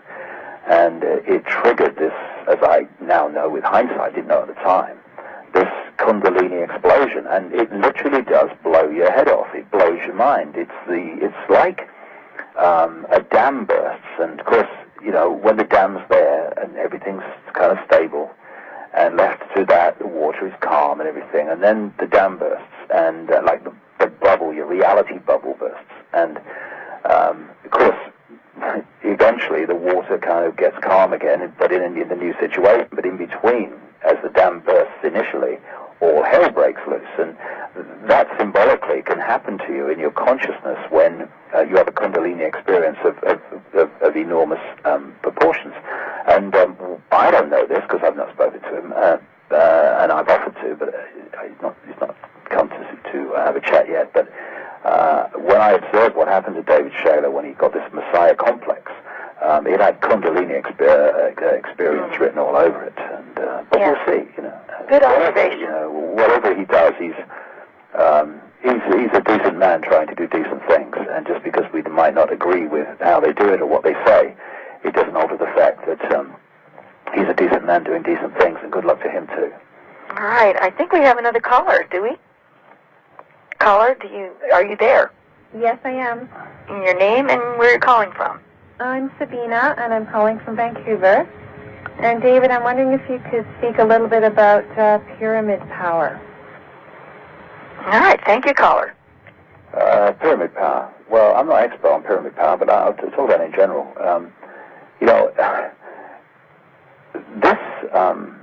This reality on one level is a digital reality. It's when I look at the Matrix movies, particularly the first one, it's visually symbolized this reality. I think quite brilliantly. The illusory reality, which is actually, if you look at it, in the Matrix movie, they were entering this reality by something going into the back of the head, into the area of the reptilian brain, actually. And although they were outside this reality, if you like, in the, quote, real world, in terms of the Matrix movie, they experienced the Matrix through their mind, by decoding through their mind this Matrix reality. Now that is absolutely what happens. They're not exactly the same way, of course, but this is what we're doing. We're decoding frequency fields into a holographic reality. And because it's digital, and there's levels of this matrix reality, this illusory reality, that can be broken down into mathematics. They can be broken down into geometrical symbols, geometrical geometry. And if you understand how the geometry interacts with energy, how the maths works with energy, then you can create enormously powerful energy fields and focus energy in a way that can do incredible things. And it would seem that the geometrical symbol, the geometrical construction of what we call pyramids is one of the key geometrical states that can generate terrifically powerful energy states. And so when you look at these ancient symbols that have been passed through the generations from the ancient world, when this knowledge was known, and they're now used in negative and positive ways, because it's just the way they're used. These symbols are not negative, positive, overwhelmingly, apart from a few in themselves. It's just the way they're used. So the Illuminati, this network of bloodlines, they're using these symbols in a negative way all the time.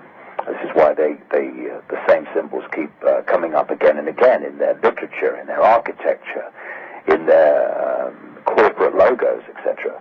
But they can also be used in a very positive way, and if you understand how it works, and there's a lot of people that are focusing on the whole pyramid and geometric, what they call sacred geometry, to use it in a positive way to bring about an energetic change that will bring about nice things rather than control. Mm-hmm. David, many are concerned about this project that they feel is underway by the global elite to stage an invasion, an ET invasion. What do you know about that, and do you have any comment about that? Well, I've talked to a number of people about this over the years, and there's a guy in America, he's a very interesting man indeed, called Stuart Swerdlow, who was in the Mind Control Project once and learned a lot as a result of what he saw in there. And he talks about the fact that he came across this agenda, this plan to stage a apparently fake using holographic technology, which can, again, because the whole reality is holographic, because we're decoding it into holograms, apparently three-dimensional form. So at the very cutting edge of holographic technology, you can produce holograms that can trick the mind into appearing absolutely, quote, real. And I think there's more use of that holographic manipulation of our reality than we ever have understood up to this point. So he talks, and other people have talked about over the years, researchers that have focused on this, on a plan to use holographic technology to create the appearance of and quote, alien invasion. And what would that do? It creates, if you want to change the world into another form, and you're using your key technique, which is problem, reaction, solution, you need global problems to which you can offer a global solution. And if they did stage a fake, but to the most people, credible, apparent threat to the Earth from an external source, i.e. an alien invasion, then what does that do? That unites everyone behind protecting everyone from that invasion. In other words, you get this immediate global centralization of power politically and economically, but crucially militarily, to meet this threat. I see another global problem to which global solutions are being offered is global warming. Now, I go into this in the new book in a chapter called The Carbon Con. Global warming, what's known as climate change, is not caused by human carbon emissions. It's caused by changes in the sun, an increase in solar radiation. I totally agree. Affecting the temperature. Now, what's being, global warming, climate change, as caused by human activity, has now taken over from 9/11 as the prime engine for centralization of global power and what's become known as international law. Now, the reason international law is being parroted all the time, we must have international law to fight climate change, we must have international law to fight terrorism, is because if you want to control the planet, everyone on it, from a central point through this world government structure I'm talking about, what do you need? You need international law, which of course is a law that everyone on the planet is supposed to obey. So any excuse you can come up with to justify more and more international law, the more and more you are building your global dictatorship. This that's happening with the food additives and food supplements and all this stuff, where they want international regulations that apply to every country. Once again, it's all part of building this global structure of Orwellian imposition. And so what they've done is create this fairy tale that climate change is caused by carbon emissions. So they have the problem to which they can offer the solution, which is great changes in society related to carbon emissions. Anything but anything that is fronted by Al Gore is a scam. Anyone that close to the Clintons is in the team, is in the gang. And he is doing his job brilliantly up to a point, while there's a suppression of alternative information from mainstream scientists who are saying that global warming caused by carbon emissions is a nonsense, an absolutely provable nonsense. They don't get the public platforms through the media, the people who are parroting the song sheet scientists, as I call them. They're the ones that get all the platform and the ability to speak their untruths to the public. But Al Gore was bound to get an Oscar for his ridiculous movie, An Inconvenient Truth. he was bound to get the Nobel Peace Prize. Why? Because the people that control those things are using those awards to heighten the profile of their frontman who's selling the scam of global warming caused by carbon emissions. It's not that there might not be changes in the climate and changes in the temperature. The lie is in the why, and it's a scam that is being used on a massive scale to bring in the centralization of power and international law that they've been manipulating so long to introduce. Well, as I said in the beginning of the show, you are a powerful leader and a speaker of this information that is so essential now for people. And I am so glad that we're able to have this time together, and it has gone fast, David. Yeah, it's been a pleasure. It's been a great pleasure. Is there anything you'd like to add? We have about 10 seconds before we have to go. 10 seconds, be what you are. Be what you know you are, not what someone else or some society or some structure is telling you what you should be. The earth needs rebels. We all need rebels. Peaceful rebellion. Peaceful non-cooperation with building our own prison, and then the prison can't be built. Mm-hmm. Excellent. Thank you again so much, and I'll have to have you on again. Thank you very much. All right. Bye. And goodbye, and thank you, people, for listening to Cariel's Heartlink, and join me next Wednesday at 4 p.m. Pacific Time. We'll have Dr. Larry Stevens. I'm looking forward to. He is going to share his spiritual odyssey with us. He was a naval officer, and so I look forward to having you all listening again, and thank you so much. Have a good evening, everyone. Bye-bye. Hello, everyone. This is Cariel's Heartlink, and I'm Cariel Quinly, and I'll be the host for this show, which will be quite informative. I have a very special guest I'm really looking forward to, and that is David Icke, the fabulous David Icke. And just for now, though, just take a deep breath and allow sacred love to flow through you now. And relax. Good things are coming your way, and the blessing of the day comes from the Gayatri prayer. Let us focus on that effulgent light from which the whole universe is projected. May this inner sun enlighten our minds and hearts, and may we awaken as that light. And we have we'll be taking calls at the bottom of the hour. So just look at I'm assuming that you're on the internet, or I guess you wouldn't be listening to this.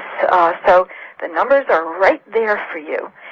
There are 800 numbers to call, and it will be not until the bottom of the hour that we'll accept calls, and they must be very brief, because I assume that we're going to have some great questions to be asked. So give everybody some time to do that. So I want to just mention now for people who are listening that the show's information will be found under Wednesday at 4 o'clock, which is my normal time period.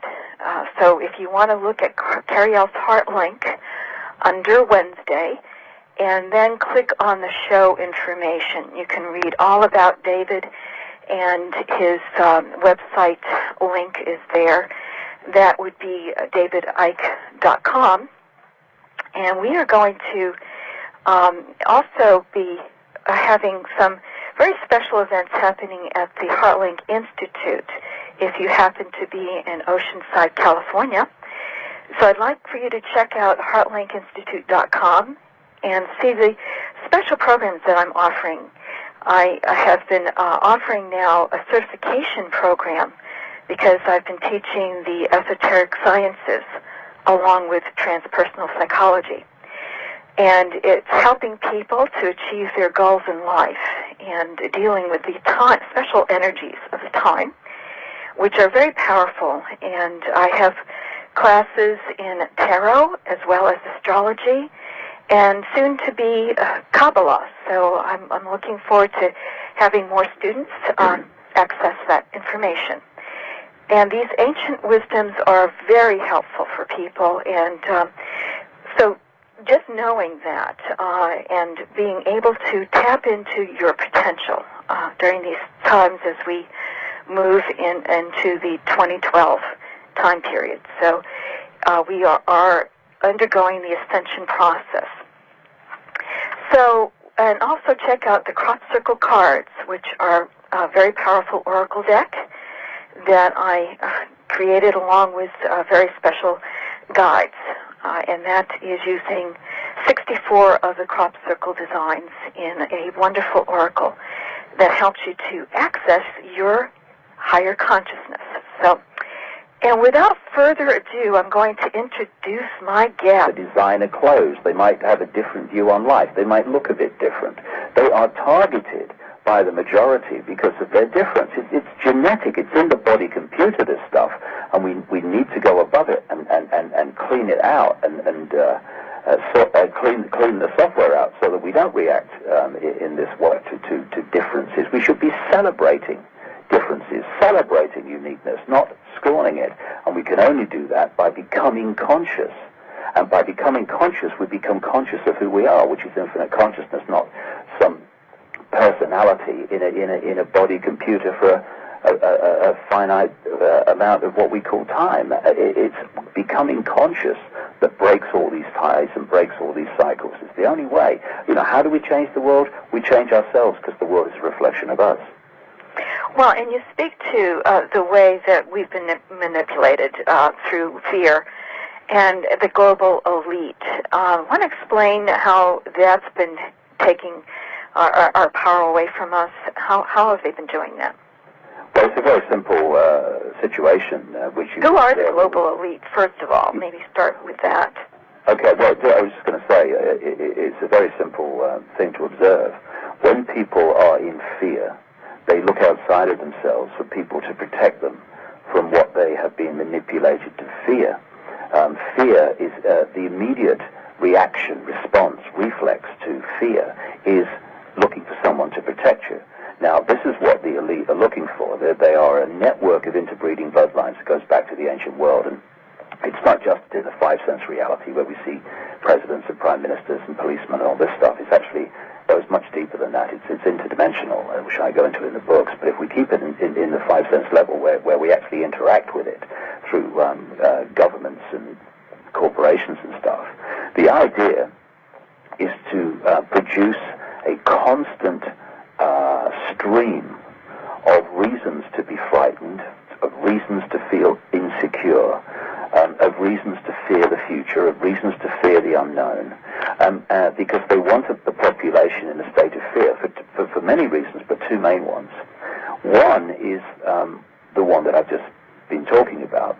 People in fear say, protect me from what I am frightened of, and therefore you give your power away to others. And there's a technique that I've dubbed over the years a problem reaction solution, which 9/11 was a magnificent example of, where you create covertly a major situation that gets people in a state of fear. It could be a terrorist attack, it could be a collapse of the economy, a collapse of the currency, it could be the collapse of the government, it could be a war, anything that's going to get people in fear. You then tell the population through an unquestioning mainstream media that bravely uses the word journalist in relation to itself, what you want the population to believe in terms of the problem you've created, i.e. it was Bin Laden, it was Lee Harvey Oswald, it's this, it's that, it's global warming and all this stuff. And then you want the reaction from the public to be, this can't go on, something must be done, what are you going to do about it? Protect us, do something. At which point, after having created the problem and gleaned the reaction, they then, the people who created the problem then offer solutions to the very problems they've created, which are changes in legislation and changes in society which advance the agenda of centralization of power, which is... That is David Icke, who has been an author of over a dozen books and has been a powerful speaker. He's been a strong voice of leadership about the changes that we're undergoing right now.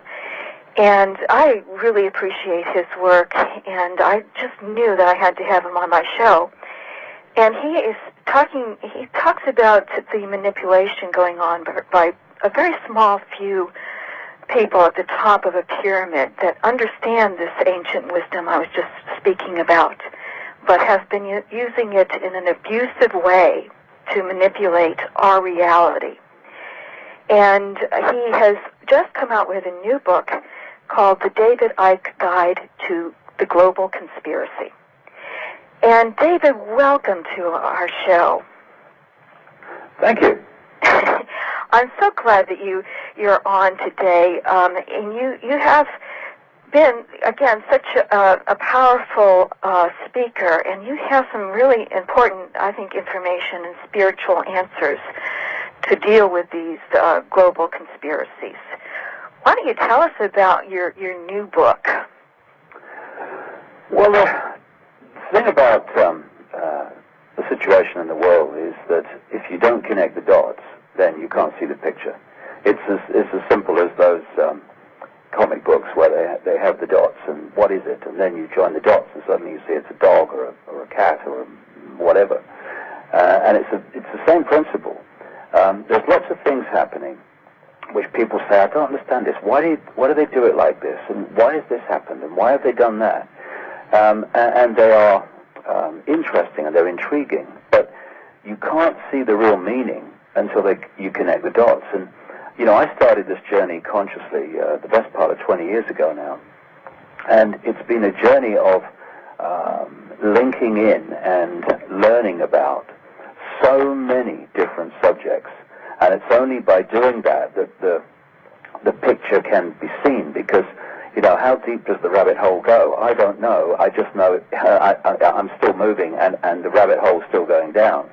And it connects into so many things. You can talk about the conspiracy on one level, which is the way the same interconnected, interbreeding families control the transnational corporations and the banking system and the governments and political parties that appear to be different, but are actually different masks on the same face. And we should talk about at that level, but that's not the only level it is. The key foundation of it is to disconnect incarnate consciousness from an understanding that it is incarnate consciousness. It's to isolate people in the five senses so that they filter reality only through what you might call the physical level, although that's illusory too. And so it's isolating consciousness in a fraction of its interdimensional infinite self. So we operate on a very small band of potential, a very small band of possibility. And when we do that, especially when we lock into the sheep herd mentality, we can then be controlled. Our reality can be controlled, because the whole thing in the end is about manipulating humanity's sense of reality. We can be controlled by a few people who control the sources of information, which if we believe them, create our reality, or what we think is reality. So the foundation of it is people live confirmation that they're okay and they're successful because they can't get it from within. And this is why you find so many people within the entertainment industry and within Hollywood and all these places who are very, very fragile people. It's because that they've been attracted to those things because they're fragile and they want this external adoration and confirmation of their own self-worth. And if you take that across society, it means that enormous, vast numbers of people are living their lives pursuing not their own uniqueness, but pursuing symbols of success so that they can get self-worth from how other people see them. And that's the cycle I feel we have to break, so that we can get our self-worth and our sense of self from within, not from having to conform to what other people say we should be. Mm-hmm. And celebrate appreciate your own uniqueness and find the power within, being actually different from others if you have to be. I saw a wonderful car sticker on the back window of a car in California years ago, and it said, "You laugh at me because I'm different. I laugh at you because you're all the same." Now, it's not about laughing at people or anything like that, but the theme of it, the symbolism of it, was absolutely terrific because people are frightened of being different and expressing their uniqueness, because they fear, and it's another version of what we've just been talking about, they fear what other people think of them, because they're looking for external confirmation of who they are. They're not getting it from within.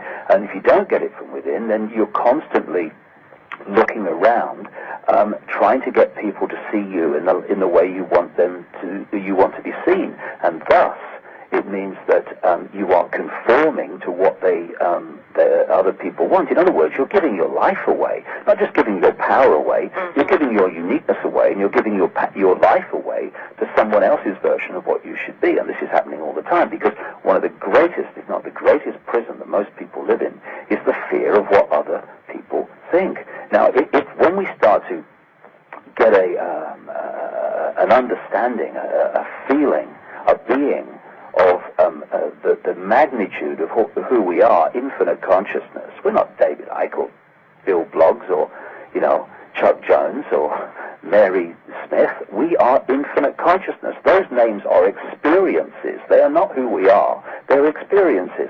And once we start to realize the magnitude of who we are, incarnate genius and with infinite potential that's forgotten that and got caught in the illusion, then we can start breaking these cycles of needing external confirmation that we're okay people, and to avoid external condemnation, we conform to what people think we should be, and this is how the herd mentality builds up. The few can only control the many if the many control each other, and a shepherd can control a flock of sheep, just one person, through fear and manipulation. And it's the same with the human race, except we've gone one step further than the sheep. We don't need the shepherd. We police each other. And by frightening each other into conformity, by frightening each other into line. And you even see it in schools. I mean, when you've got little children who are different, they might not wear the trolley, waking up. We talk about people waking up, and that's what we're doing. We're waking up from an amnesic state, an isolated state, where we've been isolated in the five senses, in effect. And the wake-up that's happening now, and my goodness me, it has, because I've been a barometer for this. When I started talking about this in the 1990 or so, no one wanted to know, really, but now, a colossal interest. There is a wake-up all over the world, and what it is, it's people awakening from this amnesic state and going, oh my goodness, why didn't I see it before? Why didn't you see it before? Because you were isolated in the five senses. Now you are accessing more and more of your consciousness, and you are therefore observing reality from a different point, and therefore you're seeing it in a different way. Wonderful. I appreciate that, and I work so often with people who are just functioning from their first three lower chakras, which is all about just money, sex, and power. And to get them to their heart level is a project, but eventually they get there, and they awaken that information from, again, a higher level of consciousness. Well, you made a very, very good point there, because things like money, sex, and power, they are, if you look at society, they are the symbols of success in so many ways.